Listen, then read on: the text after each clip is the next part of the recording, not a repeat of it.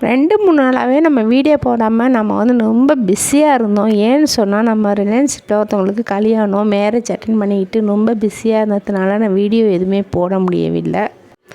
இந்த முட்டை மிட்டாய் யாருக்குன்னு தெரியுமா? இந்த முட்டை மிட்டாய் வந்து ஒரு ஸ்பெஷல் கெஸ்ட்டு நம்மகிட்ட வந்து நம்ம யூடியூப்பில் வந்து நம்ம பார்த்துக்கிட்டு இருக்காங்க. அது ஒன்றும் இது வரைக்கும் நம்மகிட்ட வந்து எதுவுமே ஆர்டர் பண்ணதில்லை.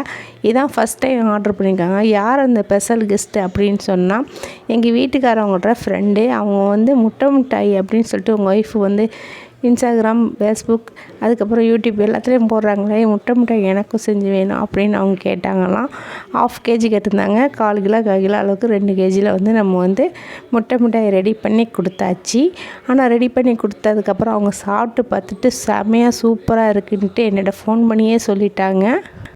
இது வரைக்கும் நான் இந்த மாதிரி ஸ்வீட்டே சாப்பிட்டதில்ல. ஆனால் செமையாக இருக்குமா, டேஸ்ட்டு சூப்பராக இருக்குது அப்படின்ட்டு அவங்க சொன்னாங்க. எனக்கு ரொம்ப சந்தோஷமாக ஆயிடுச்சு.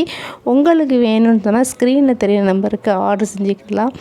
ஓகே ஃப்ரெண்ட்ஸ், நெக்ஸ்ட் வீடியோவில் வந்து நான் சந்திப்போம்.